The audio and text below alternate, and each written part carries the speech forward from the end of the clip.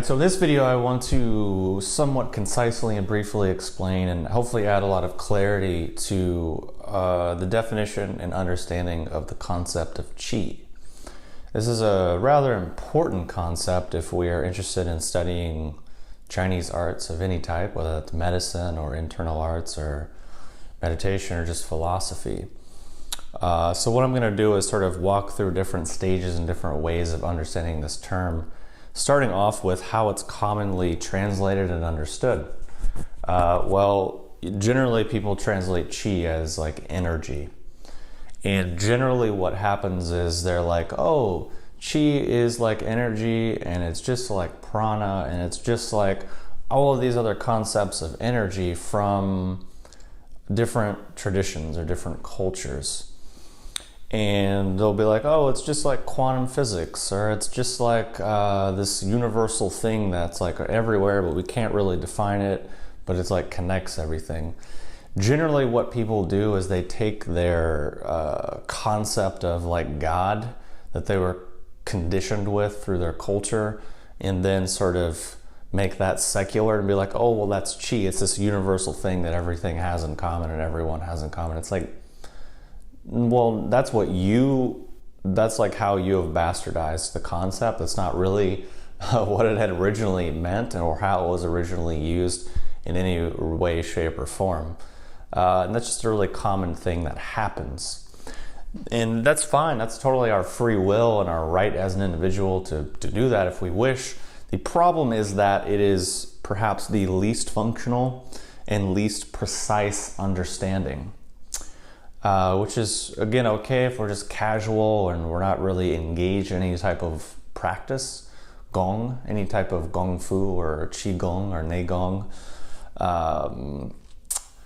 And the other thing that this understanding tends to lead to is a pretty profound disconnect between the mind and the body, because all of those definitions that I just said aren't based in any actual connection in relationship and understanding between the mind and the body.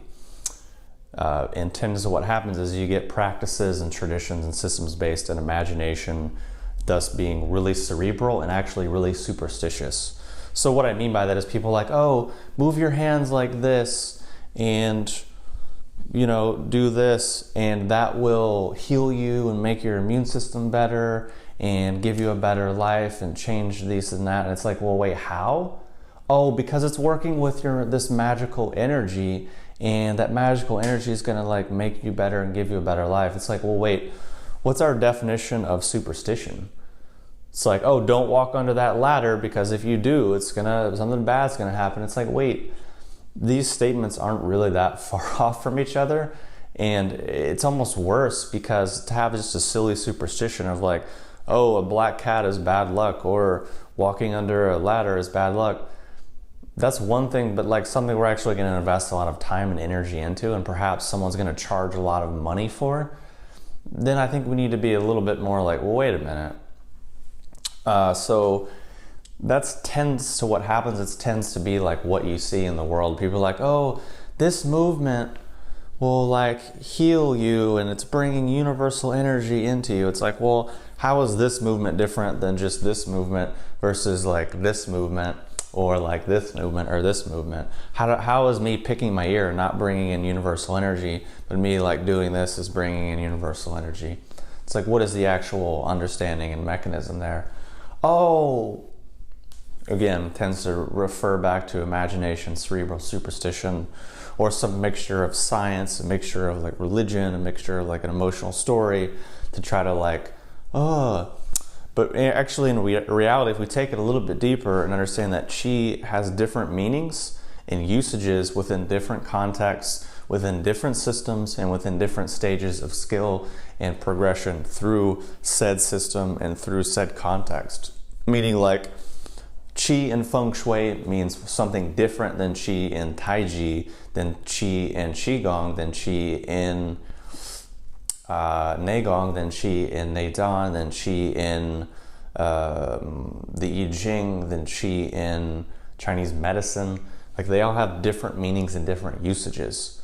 So it's kind of inherently really disrespectful to be like, oh, chi is energy, so it's like it's just all the same, and I understand it because I understand it's just energy. So like, whatever. It's like, well, no, that's kind of us being really arrogant and not understanding. Like, well, wait, what did the actual culture mean by that?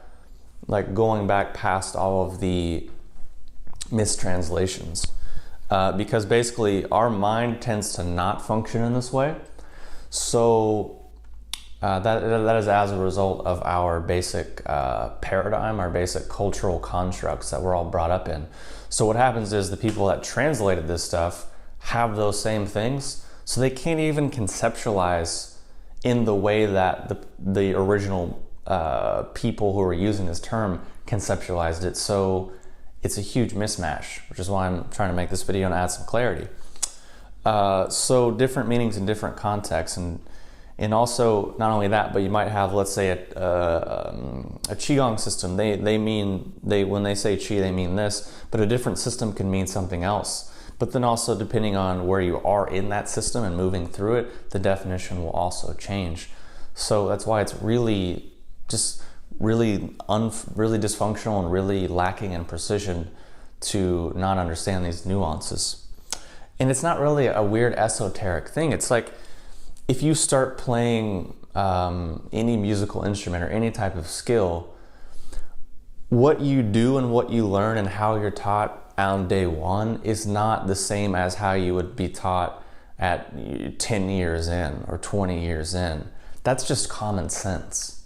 But for some reason, when it comes to like this, people go to imagination and cerebral and superstition. Like, oh, we can't talk about it, or we can't define it, and it's out there, and it's universal, and whatever everyone thinks or wants to do is fine, and everyone's path is unique, and all paths lead up the mountain, and da-da-da. It's like, well, no, that's just that's sort of just your ideology. It's not really what the actual system or culture or tradition had that at all. It's like actually complete opposite. So let's say we want to look at Qigong and Neigong understanding of Qi, just for example. So functional understanding, starting from the big, more cosmological side of it, is really seeing that Qi is like maybe something that is between two things. It is the space of relationship between two things that we can sort of perceive and relate to as a thing, as a stream of information. So we have up here the yang line, which is representing Tien, which is unfortunately translated as heaven, but has nothing to do with heaven. It's just more like cosmos, yang, celestial. And then at the bottom we have Di, or yin, which is unfortunately translated as earth, just meaning more dense, more solid, more physical. But in the middle we have Qi, the relationship between the two things, and we have basically people, us, Ren, people, person in the middle. So it's the relationship between these two things, and then we are kind of the result of those things in a really simplified way. Taking that further to the actual person, so we have again the yang line, which would represent the mind.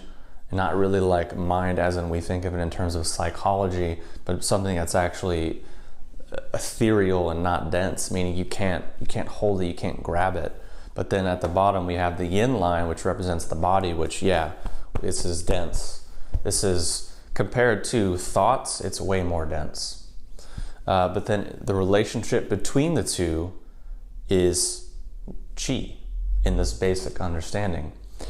So then basically what would Qi imply and mean in the context of Qigong in the relationship between the mind and the body?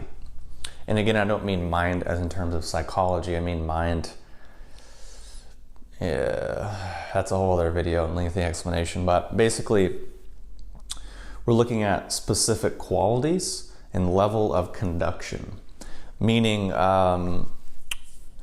through the practice of Qigong, meaning acquiring the skill or mastery of Qi, we're basically able to embody and install certain qualities in our in the relationship between the mind and the body, and basically take the level of conduction between those two things to a really high level, meaning the mind can really powerfully conduct through the entire body at varying stages of depth. And through that conduction can have certain qualities to it, certain movements, etc. Which again, this isn't like, oh, I heard the lecture so I get it, so it's like I got it now. It's like, no, the word gong is like long-term skill practice, and then eventually you have the gong, so then you move on to something else. But really it's talking about elemental movements of qi, which people get really confused about that if you just understand it in terms of directions, meaning, okay, you're a person, so you're in the middle. Oh, that's earth. And then you have this way, and you have this way, and you have this way, and you have this way. Okay, that's elements, that's basically directions. So you have basically up, down, or in and out, or left or right, depending on how you want to look at it, from what direction. So that's really basically getting qi to move in these different directions, because that's how things move. Like, for example, fluids in the body move out, they move in, they go up, and they go down. So it's basically, in a physical way, developing the connection between the mind and the body, or developing the qi to a really high degree with certain qualities, with a high level of conduction, with a lot of specific things built in that I'm not obviously going to get into in the video because it's not a practical video, but eventually moving through different stages of actually working with the soft tissue network, or the jin and the huang in the body, to be able to bend and stretch, open and close, twist and spiral the tissues, with a whole lot of other things built in. But the key thing there is it's fundamentally working on this relationship between the mind and the body. Thus, qi becomes very tangible, very clear, very black and white, meaning you have it or you don't, or you're along this certain stage of progression, and it is externally verifiable by a teacher, by a skilled practitioner who knows what they're looking for, and it's something that is crystal clear. It's not like, well, I think, or maybe, or I imagined, or, you know, I hope, or I pray, or I intend, or I positive thinking, or any of these things. Nothing to do with any of that. Simple thing actually in the body. And then because of the interrelationship of the three treasures, or Jing, Qi, and Shen, basically starting to work with Qi influences the Jing, and the Shen working with the Jing influences all three as well. So you actually start to get knock-on benefits. So the last thing I'll say is that Qigong is not a spiritual thing. It's not a spiritual practice, because the Qi is not a spiritual thing, really. It can be at higher stages, but that's more talking about Shen, which is a very more ethereal, more yang thing. But since we're all, you know, really are beginners, basically, because we don't have gong, we don't have qigong, we have to start where we are, which is Jing, which is the most dense, because the most dense is the most accessible that we can start with. Thus, when then we work our way up from dense to less dense, because that's kind of just common sense, and basically allows us to build a foundation of skill, and then work our way up from dense to less dense in a very systematic, clear, tangible way. So hopefully that's given you some insight or some deeper perspective on the concept of qi. Thanks for watching, and I'll talk to you soon.